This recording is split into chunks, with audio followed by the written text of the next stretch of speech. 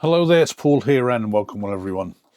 It's been it's been at least 3 months since I've been in the shed. It's first time this year, it's beginning of April and it's the Easter bank holiday weekend.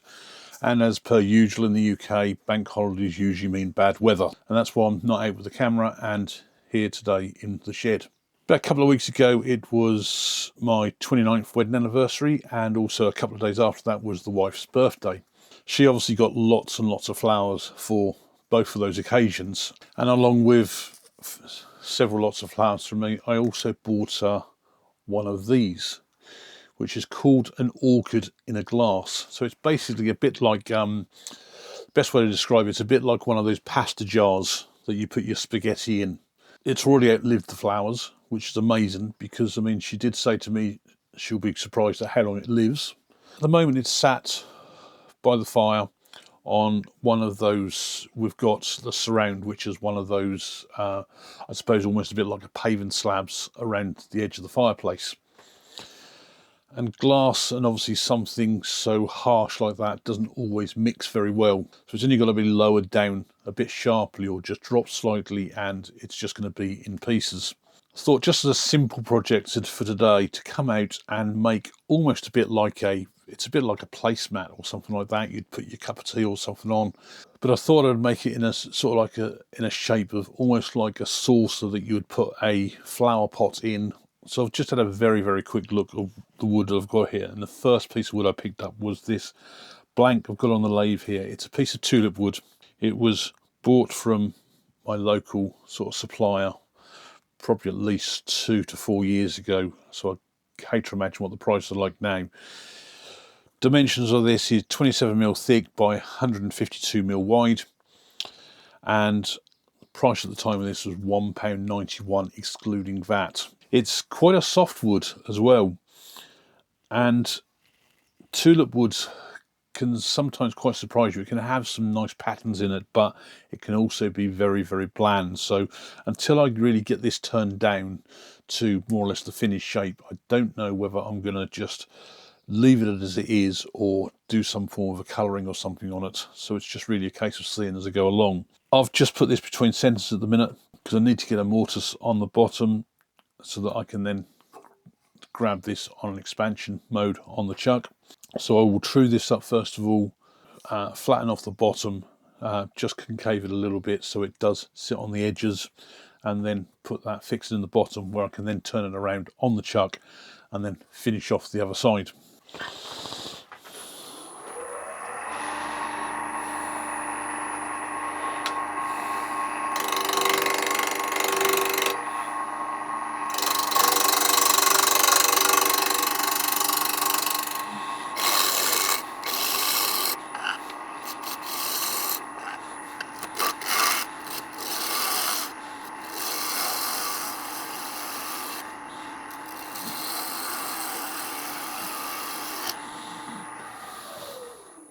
God, that is really, really dusty, but look at the different colours in there. I think I need to put a temporary tenon on this end. This will be the top, so that I can then turn it around, work on the bottom first of all, because otherwise I'm not going to be able to get in really with my mortise properly without securing it from the other side with a chuck.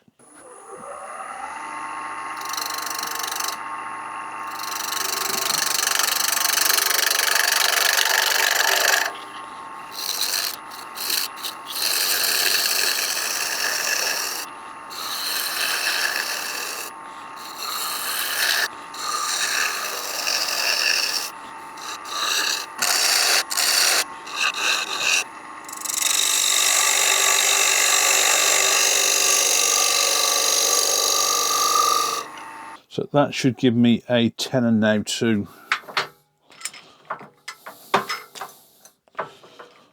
grab hold of that with the chuck. I can then put this in the chuck, sort all the base out that I need to do it properly to turn around again, and then finally finish off the top.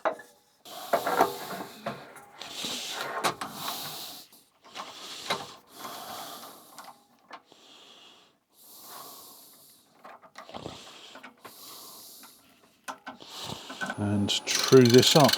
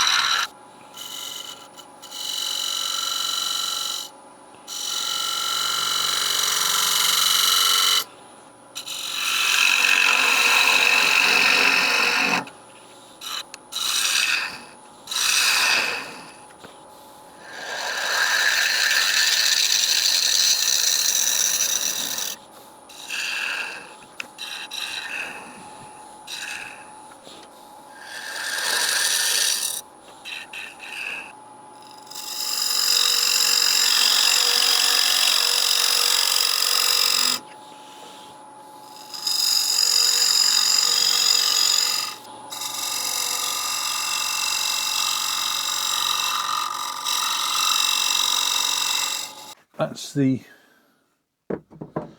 base done. Got a mortise in the bottom there to turn around on the chuck. I can sand this up. Might get my laser engraver to just put my logo in the bottom there.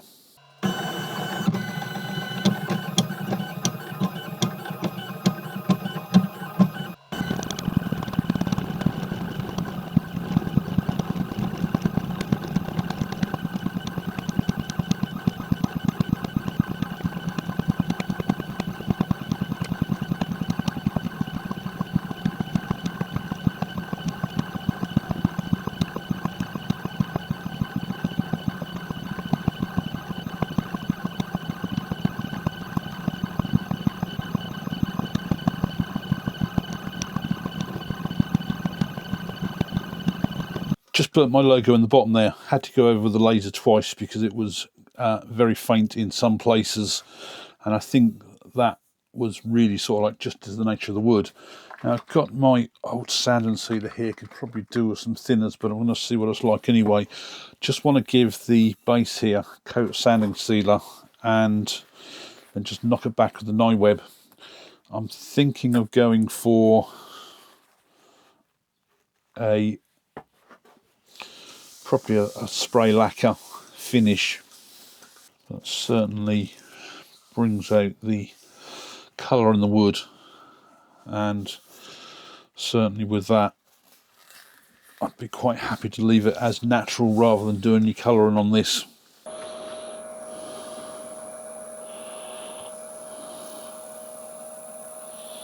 So I can reverse this round on the chuck now,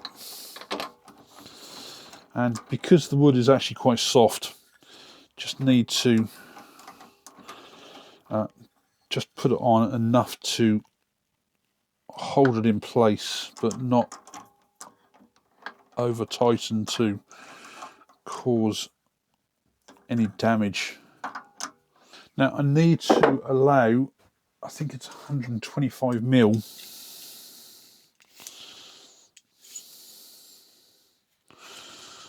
to drop the glass in, so going to hopefully still leave me with some reasonable thick walls on there. So I think the first thing I'm going to do is hollow out the inside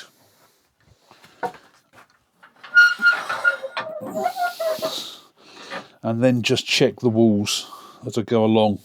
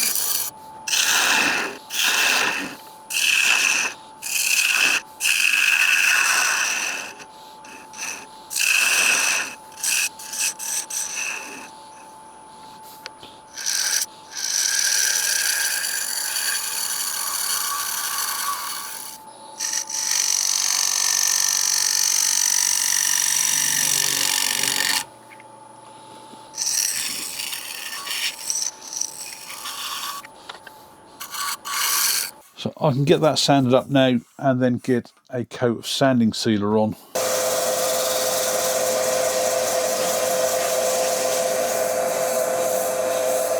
That's now sanded to 400, and I can just give this a coat of sanding sealer.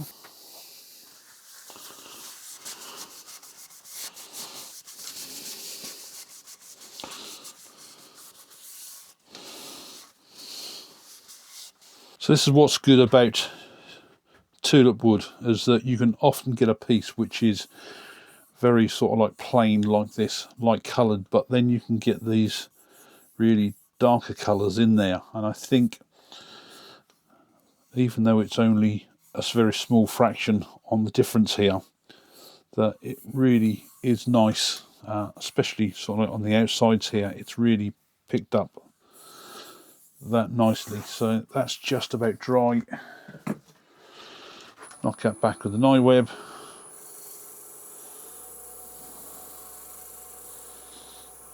So I'm just using a cheap clear gloss lacquer here, and just got the lathe spinning up when it's slowest, just to hopefully try and give this a bit more of a even coat.